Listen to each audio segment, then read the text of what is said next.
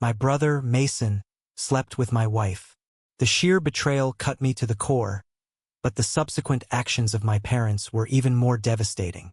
Their unwavering support for him, their demand that I somehow accept their new family, left me reeling. I'm 34, and I'm barely holding it together. I need to tell this story, to unpack it, maybe even to make some sense of it all.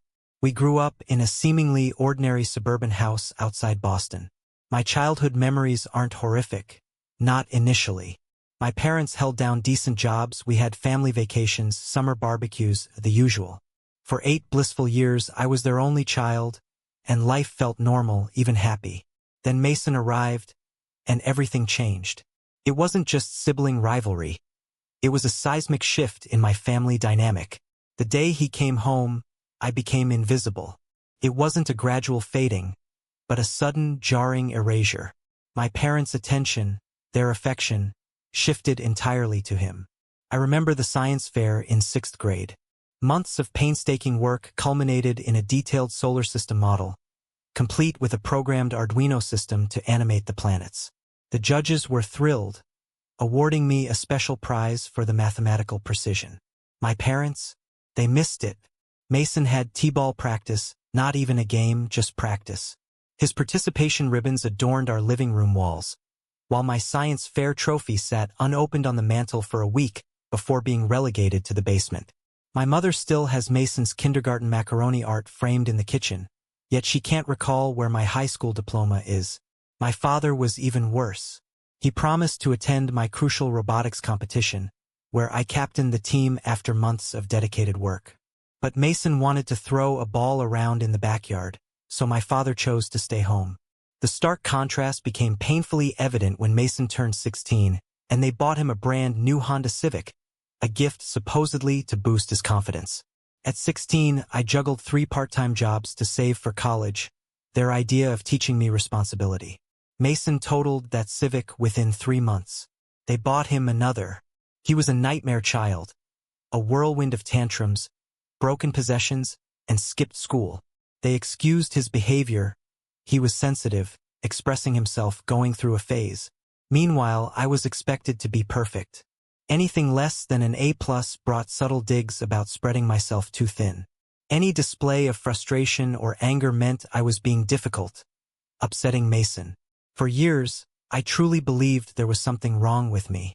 I desperately sought their attention, convinced that if I were a better son, they would notice.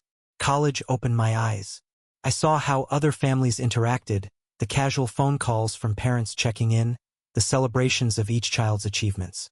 It was a stark contrast to my own experience. The freedom, the normalcy, the genuine affection I witnessed in my friends' families were things I'd only ever dreamed of. College was a breath of fresh air, a revelation of what a healthy family dynamic actually looked like. But it also brought into sharp focus the years of emotional neglect I'd endured, the unfairness of it all. And now the distance was a wall, a silent chasm between me and my family home.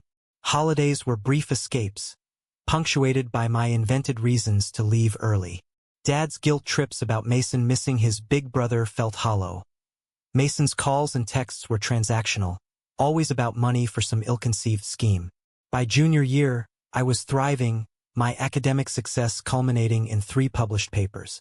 The department head's recommendation for an exchange program in South Korea felt like a lifeline. 6 months at Seoul National University, immersed in a cutting-edge AI project, became my escape. My departure went unnoticed amidst the latest Mason-generated crisis. Seoul transformed me. It was a whirlwind of opportunity, a constant buzz of innovation. Most importantly, I was finally free from the shadow of Mason's brother, or the quiet one. I was just me. When the program ended, a startup offered me a full-time position, a ridiculously good salary, visa sponsorship, the whole shebang. I accepted without hesitation. Graduation arrived, another milestone, marked by my parents' absence. Mason's GameStop interview took precedence, unsurprisingly. I felt a strange sense of detachment, a quiet relief. Moving to Seoul was the best decision of my life. Within 3 years, I was leading projects, building my own life on my own terms. My parents remained largely oblivious, their calls invariably focused on Mason's latest catastrophe, a firing, a debt crisis, a pregnant girlfriend, a lie, as it turned out, leading to a restraining order. Then I met Rachel. I still vividly remember that day. Struggling with a malfunctioning credit card in a tiny Hongdae coffee shop, I was floundering in my broken Korean, utterly embarrassed. Rachel stepped in, translating, rescuing me from complete humiliation. She was an English teacher at a nearby international school. Rachel was unlike anyone I'd ever known. She truly listened, engaged with my work, understood my passion. When I excitedly explained new code, she shared my enthusiasm, never zoning out. She had her own life, her own dreams. She wasn't seeking someone to fix. She was looking for a partner. 2 years later, I proposed. Our wedding was small, intimate, perfect, just our close friends and her family.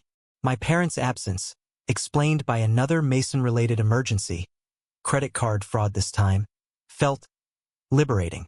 Life was good, incredibly good. My career soared, my marriage flourished, Seoul was my city. Weekends were filled with adventures with Rachel, exploring Asia, tasting exotic foods, learning together. I felt I had truly escaped the family drama. Then, the unexpected. My company announced a new office in Boston, and they wanted me to lead it. The move to Boston was supposed to be a fresh start. A triple salary, a relocation package. It all sounded fantastic, and Rachel was ecstatic. She called it an adventure. For me, returning home felt complicated. I hoped enough time had passed to ease the tension with my family, to allow for some progress. My mom's text upon our arrival in Boston, a simple inquiry about our safe arrival, felt like a glimmer of hope. A sign that maybe, just maybe, she cared. That hope evaporated quickly when she casually mentioned Mason had also returned. His business ventures in California apparently hadn't panned out. That's putting it mildly. He'd conned some unsuspecting investors, a girl's parents, out of a significant sum. His tech startup? A poorly designed website that never even launched. The ensuing legal threats were entirely predictable. Typical Mason. Rachel and I settled into our new life in Cambridge, found jobs, and slowly, things began to feel normal. Then he reappeared. It began subtly. Random texts. Hey, big bro, heard you're back in town.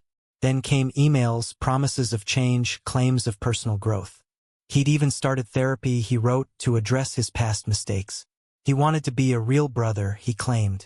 I ignored him for 2 weeks, hoping he'd simply disappear. But he didn't.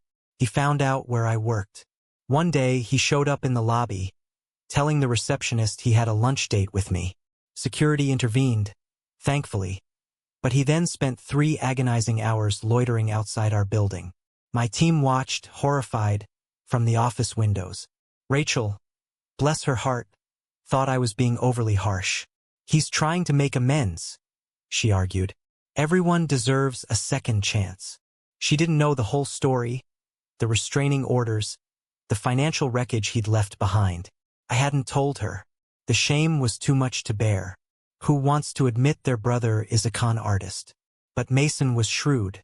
He'd always been a master manipulator. He started showering Rachel with long, tearful messages, expressing remorse, praising my success, professing his desire to be a part of our lives. Rachel, convinced of his sincerity, kept urging me to give him another chance. He seems genuine, she'd insist. People can change. I knew better, but her persistence was relentless. Then, without even asking, she invited him for dinner. I arrived home, exhausted after a long day, to find him sitting in our living room, as if he owned the place. The sheer audacity stole my breath. For a terrifying moment, I genuinely questioned my sanity. Had I invited him and forgotten? No, it was Rachel's misguided attempt at peacemaking. In the kitchen, I pulled her aside, my voice low but firm. You invited him here without even asking me? She sighed, arms crossed. I just thought if you actually talked, maybe you'd see he's trying. I diffused the situation then, avoiding a confrontation in front of him. But a tiny, nagging voice whispered, "What if he really has changed?"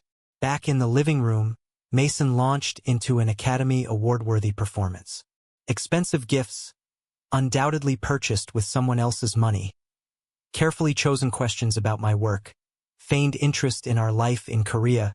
He even managed to conjure tears, apologizing for our childhood, playing the role of the repentant brother seeking redemption. After that dinner, his visits became more frequent, always timed for my absence, always leaving Rachel to bear the brunt of his presence. Adjusting to Boston was hard. I remember feeling so overwhelmed, so focused on the sheer logistics of my new job, setting up the office, hiring staff, that I barely noticed anything else. My sister, Rachel, was settling in too, though her updates felt less frequent. She was finding her feet, navigating a new school, and I trusted her to manage. I worried, of course. Any big move is scary, so I asked our neighbors to keep an eye on her place, installed security cameras, and made sure she had all the emergency contacts. The business trip back to Seoul was grueling. 14-hour days bled into one another, leaving me exhausted and with little time to connect. Rachel's messages became shorter, more infrequent, the time difference, she explained, and the pressure of starting the new school year. Mason, her husband, sent updates too. Photos of them at restaurants, museums, the park, always with my parents. The constant barrage of pictures and enthusiastic messages from him about how grateful he was for another chance. His newfound appreciation for family. It felt off. My parents were always there, their smiles wide, creating this veneer of a perfectly normal family outing. Yet, a knot of unease remained in my stomach. Even at our family dinner after I returned from Seoul. One of those rare occasions where things felt truly normal, where Mason wasn't the center of attention. Something felt wrong. Then Rachel announced her pregnancy. My heart soared. The idea of starting a family, it was our dream. My parents were overjoyed, already brainstorming names, and my father clapped me on the back. But Mason's reaction felt off.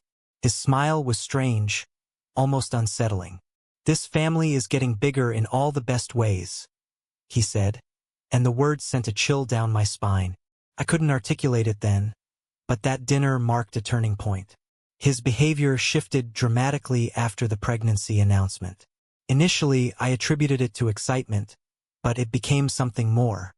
He was everywhere, constantly showing up unannounced, acting entitled, claiming he was just checking on his favorite sister-in-law.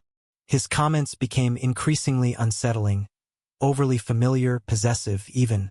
"Our baby is going to be so strong," he'd say, this strange possessiveness in his tone. I voiced my concerns to Rachel, but she dismissed them as paranoia, saying he was merely happy for us. "Happy for us or happy for you?" I countered. Her dismissive response, the eye roll, the accusation of me always seeing the worst in people. It was a turning point. That should have been my wake-up call, but I let it slide. I told myself I was overreacting. Then, one night, I came home late to find the front door unlocked. I distinctly remembered locking it that morning. A simple oversight, I reasoned. Maybe Rachel had forgotten after taking out the trash. But even then, a deep-seated fear began to take root. The seemingly innocuous events, viewed separately, felt insignificant. Together, they formed a pattern that was increasingly alarming. Something felt wrong, a persistent nagging feeling that wouldn't let go. I checked the security camera feed, hoping to quell my unease. Instead, I was met with an error message, "Error with storage settings." My heart sank. The system had stopped recording. A whole week's worth of footage vanished. I knew I'd set everything up correctly, meticulously ensuring automatic cloud backups. A secret I'd kept even from Rachel. Then other small things started to stand out. Rachel kept her phone face down, abruptly ending calls whenever I entered a room. Mason seemed unervingly familiar with the contents of our refrigerator, without ever having to ask. One sleepless night, the weight of these strange occurrences pressed down on me. Rachel slept peacefully beside me, her pregnancy-induced exhaustion evident. That's when I remembered the cloud backup. I tiptoed to my home office and logged into the cloud storage account. Hundreds of saved clips awaited. I began with the week I was in Seoul. The first clip showed Mason arriving shortly after I'd left for the airport. Rachel had said he was helping her unpack. Nothing overtly suspicious there. The second clip showed them on the couch watching a movie, sitting close. Still potentially innocent. The third clip, however, showed Mason kissing Rachel in our kitchen. A tremor ran through me. The video revealed everything. Mason's daily visits during my absence, their growing intimacy, Rachel letting him in late at night. The air left my lungs. It was like watching my worst nightmare unfold. Every fear I'd tried to suppress, every doubt I'd dismissed, was brutally confirmed. Mason hadn't just crossed boundaries. He'd obliterated them, invading my home, my marriage, my life. And Rachel, she'd allowed it, welcomed him as if it were perfectly normal. The betrayal itself was devastating, but what stung even more was their casualness, their air of familiarity. They cooked together, watched TV on our couch, shared our kitchen as if it were their own. Mason brought groceries, acting as if he lived here. One clip, in particular, seared itself into my memory. They were in the kitchen. Mason stood uncomfortably close to Rachel. She laughed at something he said, and he gently touched her face. A gesture that spoke volumes. She didn't pull away. She smiled at him, the same smile she used to give me. I spent the entire night watching those clips, witnessing their growing closeness, seeing Mason essentially move in while I was away, observing Rachel's complete transformation around him. The cameras didn't record inside the bedrooms, but the hallway camera captured enough. Mason entering our bedroom, and Rachel emerging hours later. I saved the footage to a secure drive, created multiple copies, and ensured everything was backed up. A part of me, the furious, protective part, needed proof. Another part, the heartbroken husband within, wanted to vomit. I kept telling myself I was misinterpreting things, searching for an explanation, a rationalization. But deep down, I knew the truth. My brother and my wife, in my house, in my bed, while I worked tirelessly in Seoul, striving to build a better life for us. The next morning, I called in sick to work. Sleep was impossible. I sat in my home office, staring blankly at the wall, until Rachel woke up. She entered the room, cheerful as ever, chattering about prenatal vitamins and doctor's appointments, as if nothing were amiss, as if the previous week hadn't involved her inviting my brother into our home. I didn't yell. I simply opened my laptop and played one of the videos, the one from the kitchen, where Mason's hands were all over her. Rachel's face drained of color. The tears started, a torrent of, "I can explain, it wasn't like that," followed by the familiar script of deceit. "It just happened," she sobbed. "Mason, he really gets me," as if that somehow excused everything. A bitter laugh escaped me. The sound felt hollow and empty in the suffocating silence. "Mason gets you? Mason, the man who can't hold down a job, the con artist? He gets you." Her lip trembled, a silent admission. I shook my head, the anger a physical knot in my throat. I had given her everything. I'd built our life, brick by painstaking brick, working tirelessly to secure our future, our child's future. She never lacked for anything, not rent, not food, nothing. I supported her ambitions, traveled halfway across the world for her, trusted her implicitly. And this was her repayment? The raw betrayal burned. I texted Mason, a simple, stark message. "We need to talk. Now." He arrived with his usual smirk, probably assuming I was oblivious, a fool easily manipulated. The smugness vanished the instant he saw the laptop screen, the irrefutable evidence playing out frame by agonizing frame. His eyes darted between the screen and me, his body stiffening. Then the practiced charm, the spin. "You gotta understand." "Understand what?" I interrupted, my voice level sharp. "How long has this been going on?" Rachel's sobs intensified, but I ignored her. My focus remained fixed on Mason, his desperate attempts to salvage the situation. "It just happened, man. We didn't plan it." Rachel finally spoke, her voice barely a whisper, shaking with fear and regret. "Please, you have to understand. We didn't mean to hurt you." A harsh laugh ripped through me. You let my brother into our home, into our bed. You allowed him to impersonate me while I was away. But we didn't mean it?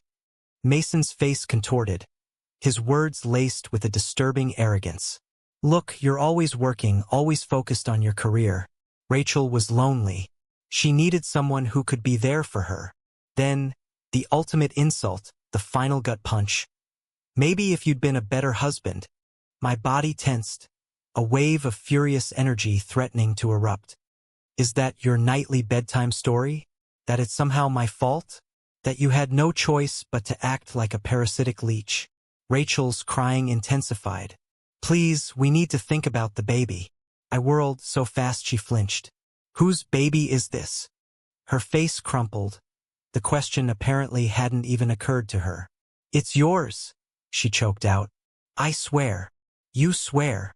My voice was glacial. The icy look I gave her could have frozen hell itself. Like you swore you were only with me? Like you swore Mason was just family? She couldn't answer, couldn't meet my gaze. Mason, his desperation palpable, threw out a final, pathetic lifeline. Come on, man. We're family. We can fix this. That was the end. The final, shattering blow. It was the final straw. I moved closer until I was inches from his face.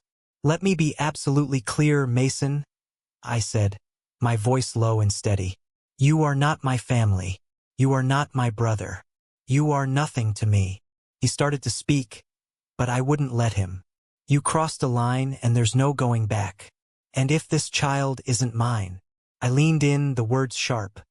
You need to leave. Get out of my city, disappear. If I ever see you again, even if you just breathe the same air, I will make your life a living hell. He froze, genuine fear etched on his face for the first time I'd ever witnessed. Rachel whimpered, pleading for some kind of resolution, but I cut her off. Both of you, get out of my house. Unexpectedly, she reached for my hands, her grip desperate, clinging to me as if I were her only hope. Please, she whispered. We can fix this. We were both lost. I ripped my hands away, almost knocking her off balance. I wasn't lost, Rachel.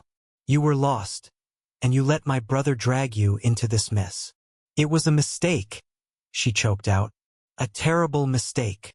Yeah, no kidding, I replied, my voice tight with barely controlled fury. She took a deep breath, and then, predictably, she shifted the blame. Are you really going to punish our child for this? Her voice cracked, perfectly timed, like a well-rehearsed performance. Are you going to be one of those fathers who lets bitterness destroy his family? Don't even try that manipulative tactic, I snapped. This child needs at least one parent who isn't a liar and a cheat. They continued to plead, but I was spent. All I could manage was to keep repeating, get out now.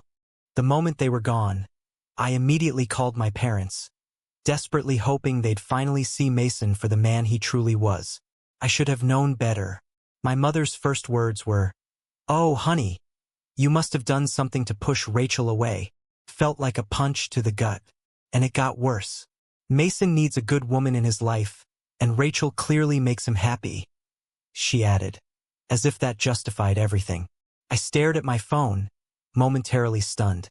Are you even listening to yourself? I asked, incredulous. Sweetheart, she continued, you've always been so focused on your career.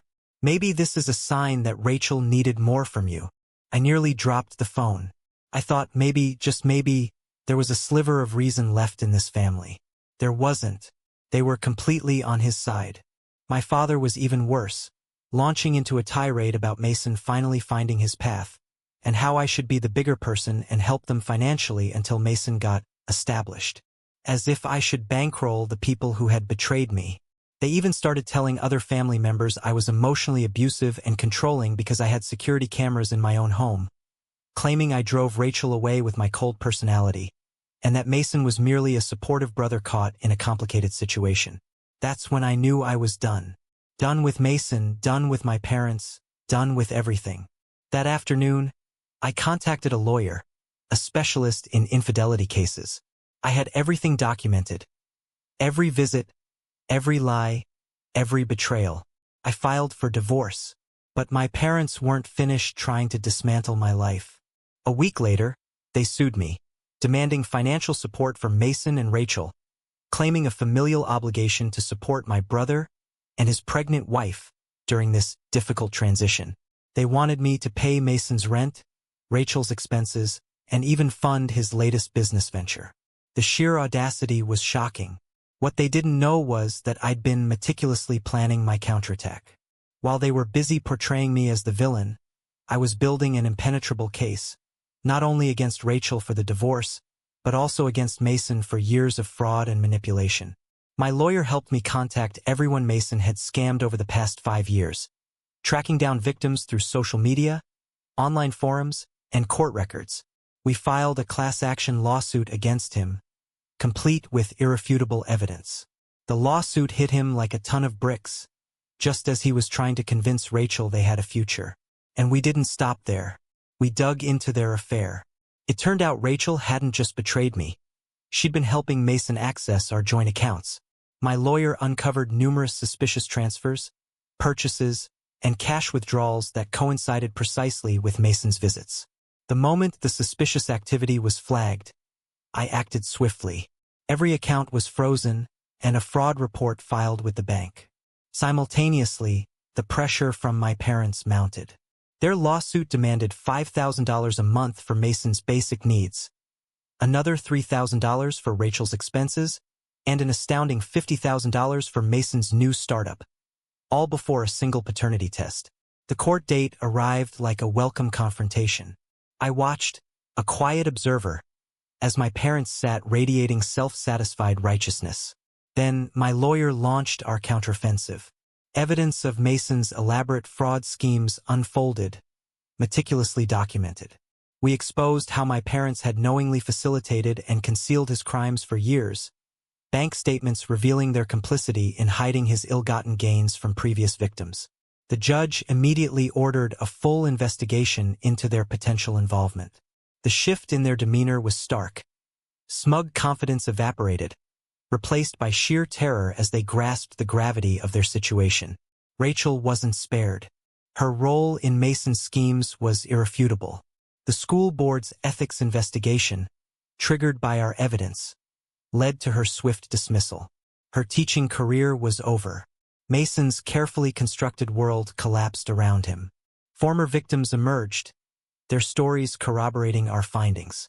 His current scams were exposed, his reputation shattered, his credit ruined, his accounts frozen. A desperate flight to Florida proved futile.